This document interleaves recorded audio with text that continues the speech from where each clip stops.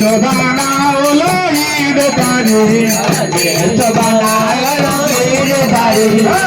শোভানা হলো ঈদ বাড়ি